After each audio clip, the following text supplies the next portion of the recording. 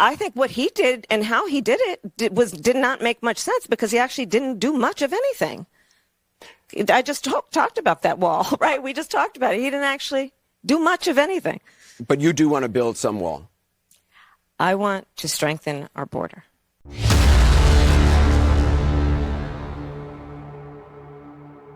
Okay, so I feel like I've done a video like this before, okay? Kamala Harris, she choked in her CNN town hall. I mean, they tried their best to help her out, but when it came to her answering the questions, she didn't do herself any favors. Now, you guys already know what the routine is. You know, she's evasive. She won't answer. She blames Trump. She loses her train of thought, and there was plenty of that and plenty of word salad. I want to take some of the highlights of this town hall and focus definitely on policy and some of the lies that she was spewing during her time there. And where I want to start first is a little different this time. Anderson Cooper asked her point blank, what is one mistake she's made since she's been the sitting vice president? Is there something you can point to in your life, political life, or in your life in the last 4 years that you think is a mistake that you have learned from? I mean, I've made many mistakes, and they range from, you know, if you've ever parented a child, you know you make lots of mistakes too. In my role as vice president, I mean, I've probably worked very hard at making sure that I am well versed on issues, and I think that is very important. It's a mistake not to be well versed on an issue and feel compelled to answer a question. Now, that was a moment for her to truly show that she is prepared to connect with the American people, and she's not, okay? She's a career politician, which means what?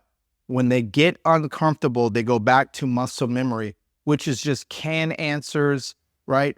Answers that she's always given, answers that are empty, answers that really don't connect with anybody. This is who she was during the entire CNN town hall, okay? So now probably one of the biggest mistakes she made during this town hall was her answer on the border wall. Oh, just check out this really quick. Is a border wall stupid? Well, let's talk about Donald Trump and that border wall. So remember, Donald Trump said Mexico would pay for it? Come on, they didn't. How much of that wall did he build? I think the last number I saw is about 2%. And then when it came time for him to do a photo op, you know where he did it? In the part of the wall that President Obama built. But you're agreeing to a bill that would earmark $650 million to continue building that wall. I pledge that I am going to bring forward that bipartisan bill to further strengthen and secure our border. Yes, I am. And I'm going to work across the aisle to pass a comprehensive bill that deals with a broken immigration system. I think Jackson's question, part of it was to acknowledge that America has always had migration, but there needs to be a legal process for it. People have to earn it. Right. And that's the point that I think is the most important point that can be made, which is we need a president who is grounded in common sense and practical outcomes. Like, let's just fix this thing. Let's just fix it. Okay, just really quick, had to pause that because that's like someone who literally smashed their car into your house, right? And then when they're asked, hey, so what are you going to do to fix it? Because we already went to a different contractor. They said they would be able to fix it. And we've seen them fix it before.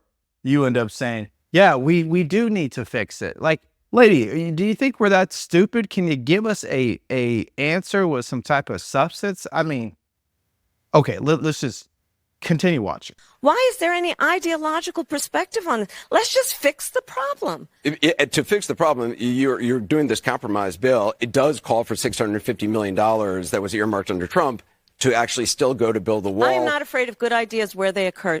So you don't think it's stupid anymore? I think what he did and how he did it did not make much sense because he actually didn't do much of anything. I just talked about that wall, right? We just talked about it. He didn't actually do much of anything. But you do want to build some wall. I want to strengthen our border. Yeah, that's a bad answer there. He caught her in a total contradiction, right? Which is, first he said the wall was racist. Then you were part of the senators that voted against funding the border wall. some of the border wall was built, of course.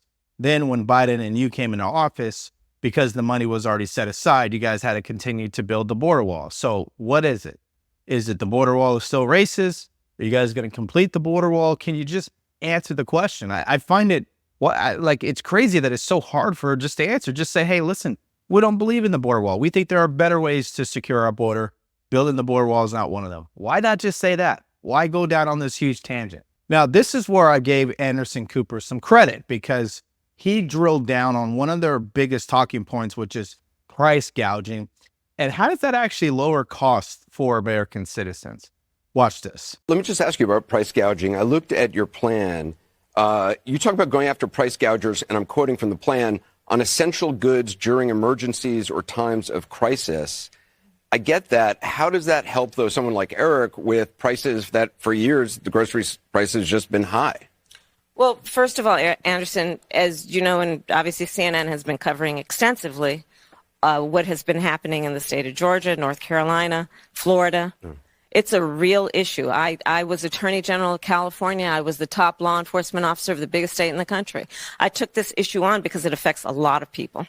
And I'm not going to apologize for the fact that we need to actually deal with accountability when these, not all, in fact, most don't, but when companies are taking advantage of the desperation and the need of the American people. We saw it actually during the pandemic as well, where because of supply chain issues, there was a reduction of supply, and then they would inflate the price of everyday necessities. Yeah, but not every day is an emergency, okay? I understand the point when you say when there's a disaster and then they jack up the price. Okay, I could connect those dots. But when there isn't a natural disaster, which isn't happening in most of the country right now, how do you explain that?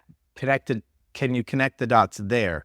And obviously she can't, and Americans won't be able to, because again, this does not pass the smell test, right? Common sense would say, okay, price gouging is a issue. It's not the issue. So this takes us to the next thing that doesn't make sense, which is the executive orders that Joe Biden and her obviously repealed from the Trump administration that broke the border, by the way.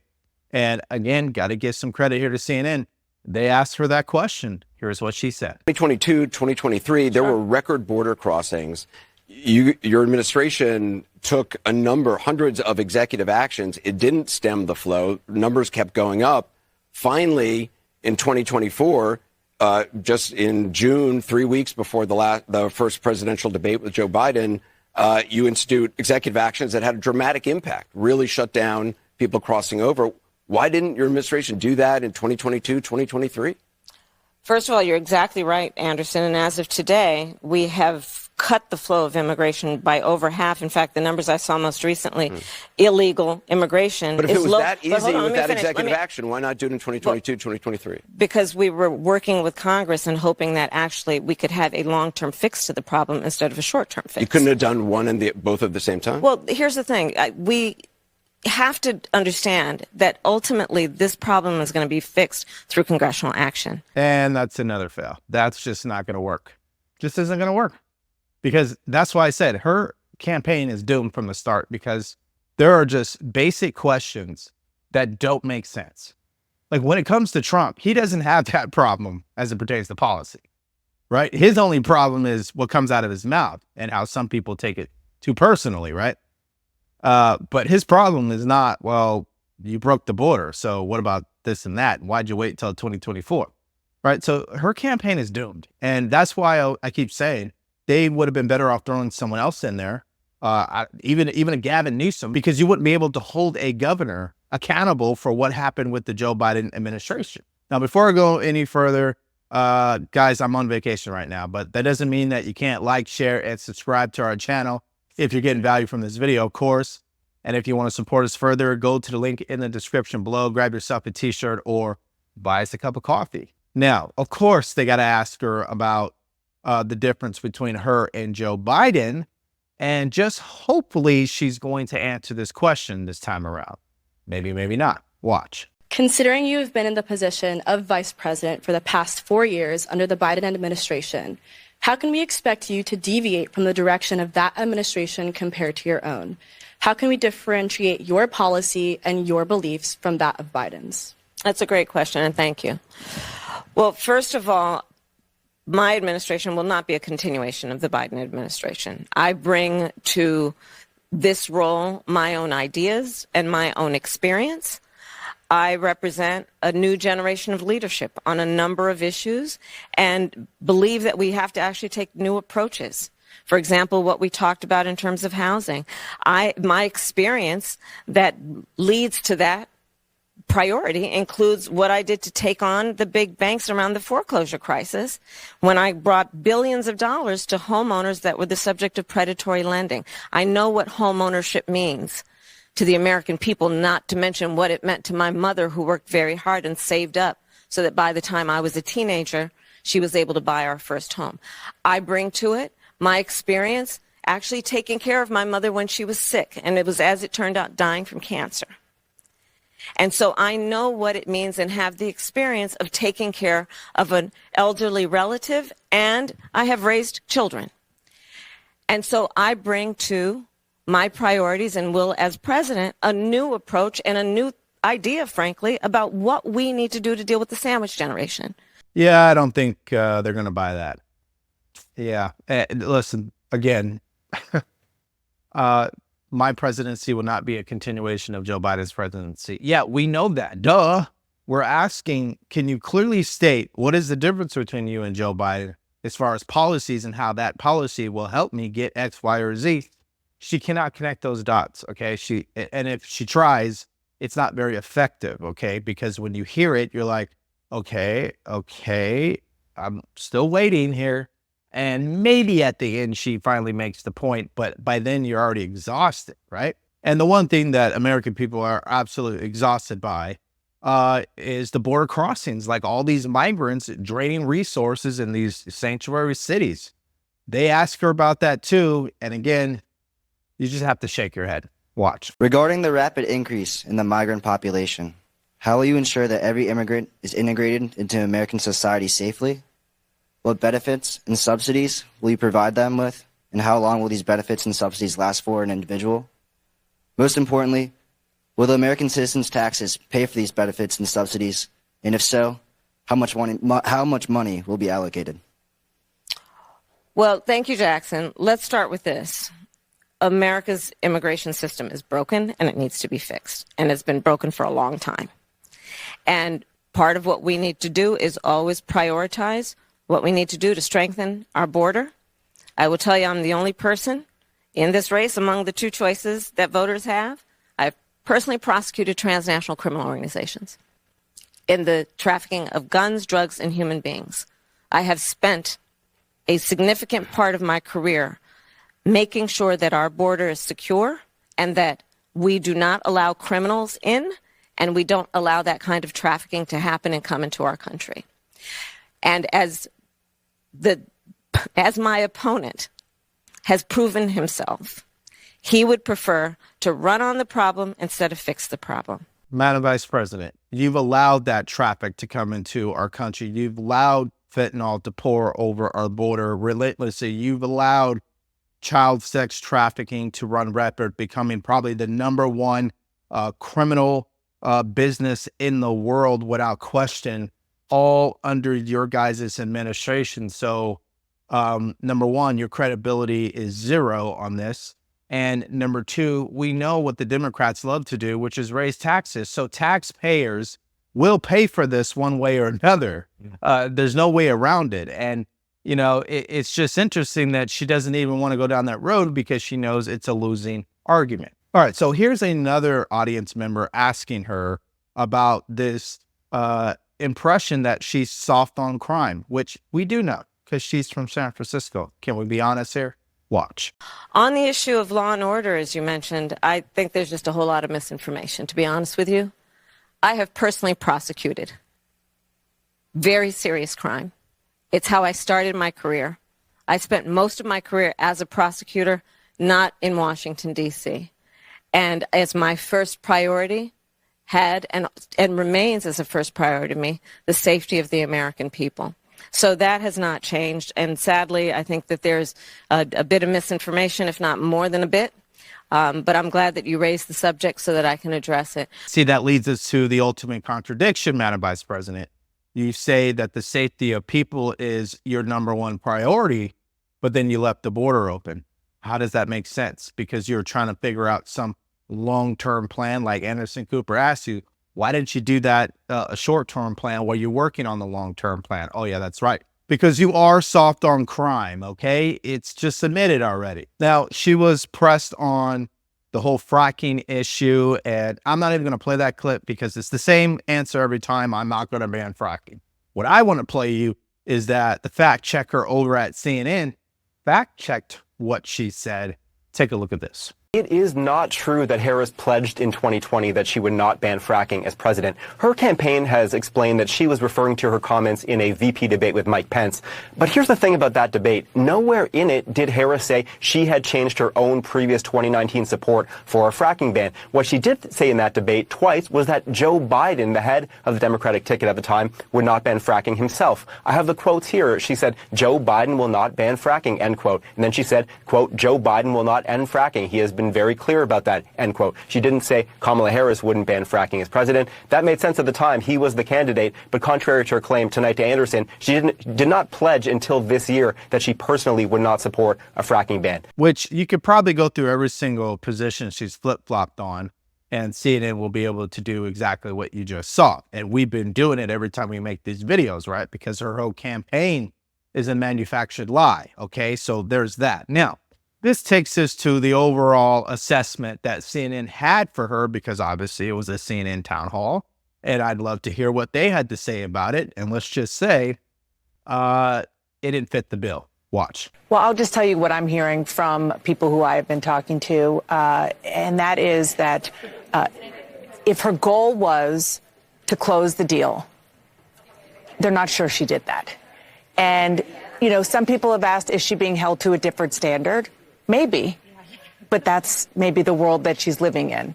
And on the question of who she is, people are understanding that a little bit more, but what she will do, the question about her legislative priorities, name one, there wasn't one. You know, some more of her personality and her sort of character questions about your weaknesses or what mistakes did you make? Not necessarily the answers there. I think what's more importantly is, how do Republicans feel about this town hall? Listen, you guys know I believe it was a disaster, but I'd like to hear a prominent Republican talk about it from CNN. Watch this. Republicans would take another hour of Kamala Harris.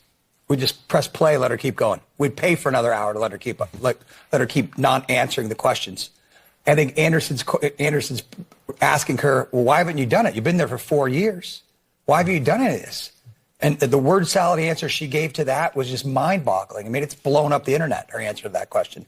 I think the things that are troubling for people were her responses to, you know, Van said about what's she going to do to reduce costs when they asked her at the beginning. You know, we're hurting economically. She said, I'm going to prosecute corporations, right? That's not going to lower costs. Oh. How are you going to make things better for me? I'm going to prosecute people. Trump bad is not a message that's going to get her elected. Trump bad message, I disagree with. Okay, so let me give you guys my analysis, because I watched the entire thing, and I want to give you what my actual opinion is, like, just full stop. Number one, she is not authentic whatsoever. I don't think it matters what the venue is, what the questions are, how she is dressed, what she sounds like with her accent, who's in the audience. It just doesn't matter. She's just not authentic.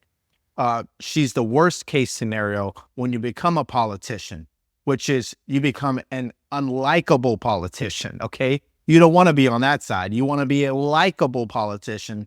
That just isn't who she is. Number two, clearly her answers were evasive and empty. And again, it doesn't give someone the confidence that she is ready to be the next president of the United States. Even if you don't know what you are talking about, can you sound like you know what you're talking about? And she just didn't hit it on the nail with that one. Number three, immigration is the number one issue in this election. And for some reason, she cannot give us a competent answer on that. So she loses on that as well. And number four, when it came to questions that people wanted to hear her answer that would allow them to connect with her, she whiffed on that. Like, hey, what's a mistake you've made over the past 4 years, or what's a weakness that you have? She didn't really have any answers on that. Even if you can't even solve the policy conversation, can you at least be a likable person that we can connect with? And that's not who Kamala Harris is. Put your thoughts in the comment section below. What grade do you give Anderson Cooper, right? I like to be very fair and common sense minded. Got to give people credit. Sometimes, for whatever reason, CNN can be right like a broken clock twice a day. So what grade do you give Anderson Cooper, and what grade do you give Kamala Harris? Now, it seems to me that Kamala Harris has been on this media blitz or tour, and every single one that she does, it just ends up going bad. Like the one she did with NBC and Telemundo, where she got clearly irritated with the interviewer. And if you want to see that video, I just posted it today. You can click on it because it's coming up right now.